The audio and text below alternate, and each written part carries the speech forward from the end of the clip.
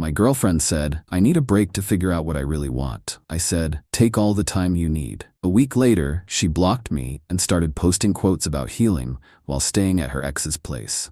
I stayed silent. 2 months later, she unblocked me just in time to see my photos, holding hands with someone else on the streets of Paris. Her messages started flooding in the moment she realized who it was. The end came on a Tuesday night. Not with a bang, but with the quiet, condescending click of a closing door. My girlfriend of 3 years, Jennifer, sat me down on the couch and gave me the speech. I could tell she'd been rehearsing it in her car on the way home from work. She had that same look of intense, manufactured sincerity she got when she was about to return a gift I'd bought her. "I just feel like I'm in a weird place right now," she started, her voice soft and patronizing. "I need a break, just some time to myself to figure out what I really want." I didn't say anything. I just watched her. For months I'd felt a growing distance between us, a kind of structural rot that you can't see but you can feel in the floorboards.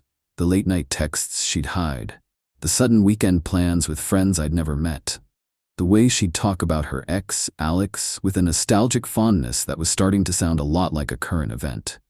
She kept talking, hitting all the classic lines. She felt lost. She needed to find herself. She wasn't sure if she was ready for the next step. It was a beautifully crafted, completely hollow performance designed to put me on the back burner without officially turning off the stove. She wanted a hall pass, not a breakup.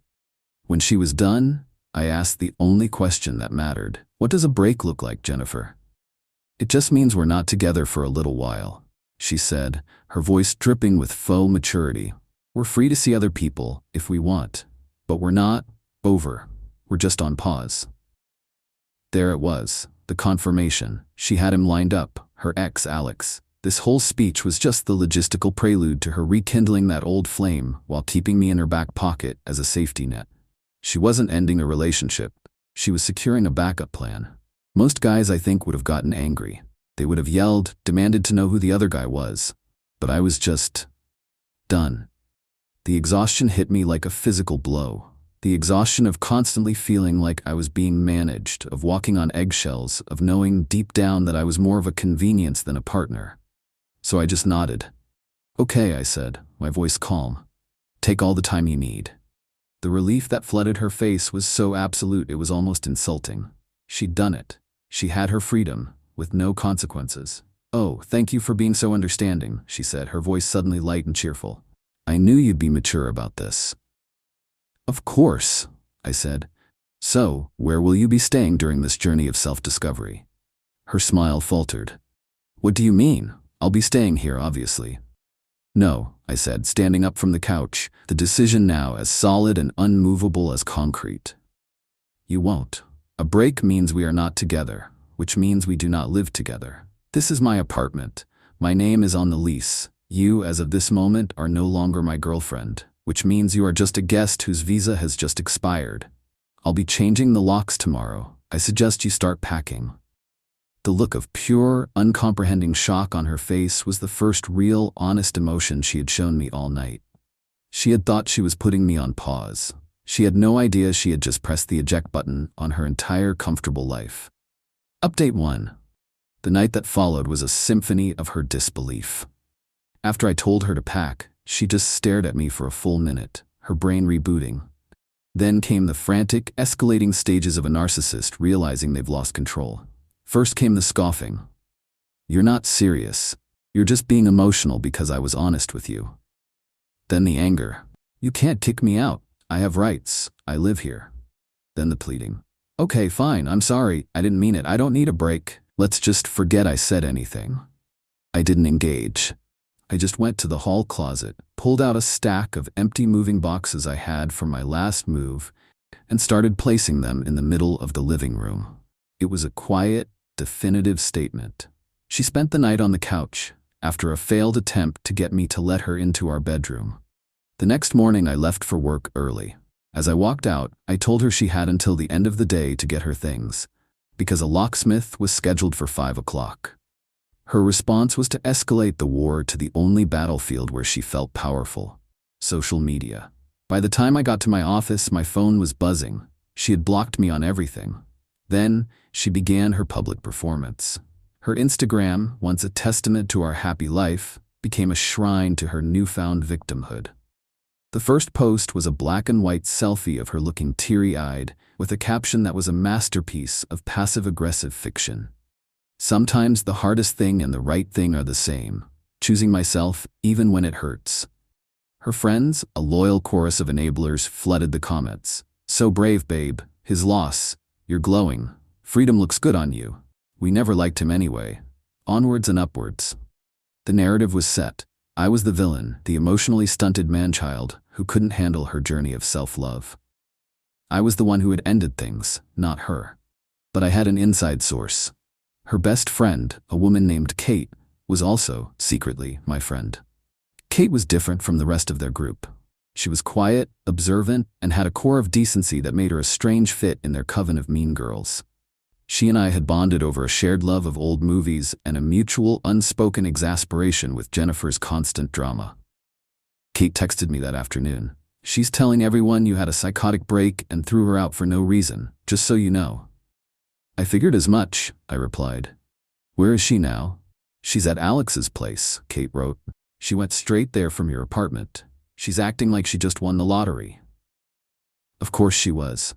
The break was just a poorly disguised transfer of assets. I stayed silent.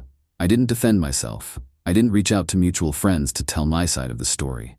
I just let her build her narrative, knowing that the higher she built her tower of lies, the more satisfying it would be to watch it fall. While she was playing the part of the tragic heroine online, I was quietly and methodically erasing her from my life. I packed the rest of her belongings, every last trinket and piece of clothing, and put them in a storage unit I rented in her name. I sent her the key and the bill in the mail. I canceled her supplementary credit card. I changed my number. And then about a month into her grand performance of healing, an opportunity landed in my lap. A major project my construction company was managing in Paris had hit a series of critical failures. The lead project manager had quit, and they needed someone to go over, take control, and save the entire multi-million-dollar venture from collapsing. It was a 3-month high-pressure assignment. My boss offered it to me as a challenge. I saw it as an escape, a new city, a new problem to solve, a clean break from the wreckage of my old life. I said yes immediately. But I had an idea. A quiet, wicked little idea that began to form in the back of my mind. Kate had been talking for years about wanting to take a trip to Paris. She was an art history major in college, and it was her dream to see the Louvre, the Musée d'Orsay, all of it. But she'd never had the money or the time. I called her. I told her about the assignment. I told her my company was putting me up in a large 2-bedroom apartment in the heart of the city. I told her the second bedroom was empty. And I told her that if she could find a way to get to Paris, she had a place to stay for as long as she wanted. There was a long silence on the other end of the line. I could hear the gears turning in her head. What about Jennifer? She finally asked, her voice barely a whisper. This has nothing to do with Jennifer, I said, which was only a half lie. This is about you and a dream you've had for years. It's a big, empty apartment, Kate. I could use the company. She told me she would think about it. The next day, she called me back. Her voice was full of a newfound nervous excitement. I bought a plane ticket, she said.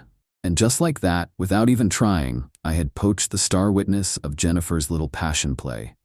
The game had just gotten a whole lot more interesting. Update 2. The 2 months I spent in Paris with Kate were like waking up from a long, feverish dream. Away from the constant, low-grade hum of Jennifer's drama, I felt like myself for the first time in years. The work was brutal, but it was honest. I was fixing something real, something tangible, a problem I could solve with logic and hard work. And Kate? She was a revelation. We were 2 survivors of the same emotional shipwreck. And in the quiet streets of a foreign city, we found a lifeboat. We spent our weekends wandering through museums, getting lost in the winding streets of Montmartre, and talking for hours in small, crowded bistros. She told me everything. She told me how exhausting it was being Jennifer's best friend, a role that was less about friendship and more about being an unpaid assistant, a therapist, and a perpetual audience member. She told me Jennifer had been seeing her ex Alex for months before our breakup, and that the break was a carefully orchestrated plan to transition from my financial support to his, without a single day of being on her own. She told me Jennifer had been mocking me to their friends for years, calling me her starter boyfriend, her safe but boring option. In return, I told her about the quiet, creeping loneliness of my relationship with Jennifer, the feeling of being a provider but not a partner. We weren't just two people falling in love, we were two co-conspirators, finally comparing notes and realizing the true extent of the deception we had both been subjected to. We fell in love slowly and then all at once. It wasn't a rebound, it was a recognition. It was finding a person who spoke the same language, who valued the same things, who saw the world not as a stage but as a project to be built together. As our time in Paris was drawing to a close, with the project back on track and our return date looming, I knew it was time. Jennifer, according to the occasional screenshot Kate would still get from her other friends, was not having the glamorous, liberated life she had planned. Her relationship with Alex had imploded after about a month when he realized she expected him to fund the same lifestyle I had provided, a lifestyle he was neither willing nor able to support. She was now living on her parents' couch, her healing journey, having stalled out in a dead end of unemployment and boredom. She had, I knew, been expecting me to crawl back. In her mind, her break was a test of my devotion, and she was just waiting for me to fail it by begging for her return. Her silence on my social media was, to her, a sign that I was heartbroken and waiting. It was time to give her a sign. I reactivated my long-dormant Instagram account. I posted a single photograph. It was a picture I had taken just a few days before, a candid shot of me and Kate, holding hands and laughing as we crossed the Pont des Arts, the famous Lovelock Bridge. The late afternoon sun was catching the golden stone of the buildings behind us. It was a perfect picture, a picture of pure, unadulterated happiness. The caption was simple: sometimes you have to cross an ocean to find what was right in front of you all along. Then I did the final, most important step. I unblocked Jennifer. I wanted to make sure she saw it. I wanted her to see it first. Final update. The first message arrived on my phone precisely 4 minutes after I unblocked her. It was a single, all-caps word, a digital shriek of disbelief. What? Then came the deluge. It was a tidal wave of pure, uncut narcissistic rage, a frantic, desperate attempt to reclaim a narrative that was no longer hers. Who is that? Where are you? What is this? Is that Kate? My best friend? My sister? You're in Paris with my sister? After what you did to me? Are you insane? You were supposed to be waiting for me. This was a break. You betrayed me. You both betrayed me. The hypocrisy was so breathtaking, it was almost beautiful. She, the woman who had left me to be with her ex, was accusing me of betrayal. She, the woman who had treated her supposed best friend like a glorified servant, was now invoking the sacred bonds of friendship. She tried to turn everyone against us. She called her parents, screaming that I had groomed and stolen their other daughter, that Kate was a backstabbing traitor. But it didn't work. Kate had already called them. She had told them everything. She had told them about Jennifer's affair, about her lies, about the years of emotional abuse she had endured as Jennifer's best friend. For the first time, her parents were hearing the unvarnished truth, not from me, but from their own daughter. And they were horrified. Jennifer's last-ditch effort was to try and destroy my career.